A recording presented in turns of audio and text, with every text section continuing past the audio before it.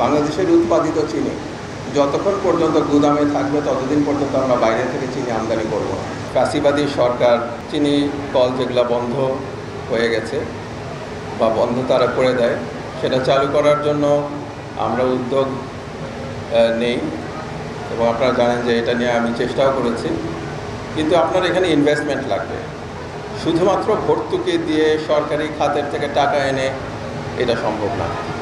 আমরা চেষ্টা করছি ইনভেস্টমেন্ট আনার। ইনশাল্লাহ এই ক্ষেত্রে কিছু অগ্রগতি আছে। আমরা ইনভেস্টমেন্ট আনতে পারলে এই চিনি কলগুলো লাভজনক হবে, চালু হবে এবং কৃষক ভাইরা উপকার হবে। আপনারা জানেন যে বিভিন্ন চিনি কলের চিনি কিন্তু গুদামজাত হয়ে থাকতো। এই সরকার যেটা উদ্যোগ নিয়েছে তা হলো যে বাংলাদেশের চিনি, বাংলাদেশের উৎপাদিত চিনি যতক্ষণ পর্যন্ত গুদামে থাকবে ততদিন পর্যন্ত আমরা বাইরে থেকে চিনি আমদানি করব, যাতে আমাদের কৃষক ভাইদের সহায়তা হয়। আমরা সেই উদ্যোগ নিয়েছি এবং সেই কারণে কিন্তু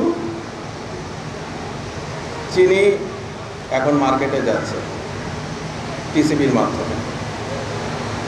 আমরা আরও একটা উদ্যোগ নিয়েছি, যারা অস্থায়ী শ্রমিক, যাদেরকে এখানে কানামোনা বলা হয়, তাদের স্বাস্থ্য সহায়তা কিন্তু বাড়ানো হয়েছে, যেন তাদের অসুবিধা লাঘবের জন্য উদ্যোগ নেওয়া যায়। 102 কোটি টাকা ব্যয়ে বিএমআর যে কেরুর দ্বিতীয় সংশোধিত প্রকল্প, সেটার কার্যক্রমও শুরু হয়েছে। প্রোডাকশন ট্রায়াল চলমান, মারাই মৌসুমে সম্পন্ন হবে বলে আমরা আশা করছি। এই বিএমআর প্রকল্প চালু হলে চিনি রিকভারি হার বৃদ্ধি পেয়ে সার্বিক উৎপাদন বৃদ্ধি পাবে। 2024-25 বছরে কেরু অ্যান্ড কোম্পানি মাত্র 30% টাকায় জমির মালিক হয়ে নতুন বাংলাদেশের গড়ে তোলার স্বপ্ন দেখা বাংলা বসতি 129 কোটি টাকা মুনাফা অর্জন করতে সমর্থ হয়। এই বছর শুল্ক কর বাবদ 140 কোটি টাকা সরকারি কোষাগারে প্রদান করা হয়।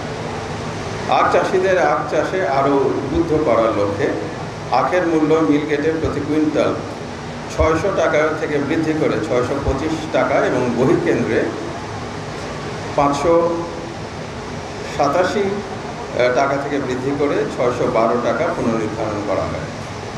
টেকসই উন্নয়ন অর্জনের লক্ষ্যে শিল্প মন্ত্রণালয়ের সুনির্দিষ্ট দিক নির্দেশনার আলোকে কেরু অ্যান্ড কোম্পানি লিমিটেডের নিষ্ঠা ও আন্তরিকতার সাথে কাজ চলছে বলে আমরা দেখতে পাচ্ছি।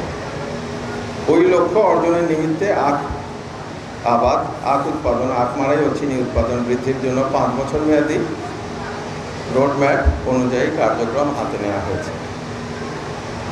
আখের ফলন বৃদ্ধির লক্ষ্যে গুণগত ও মানগত বীজ উৎপাদন ও বীজ বর্ধন করার লক্ষ্যে চিনিকলের পরীক্ষামূলক খামার ও প্রগতিশীল আখ চাষিদের জমিতে বীজ ক্ষেত স্থাপন করা হয়েছে।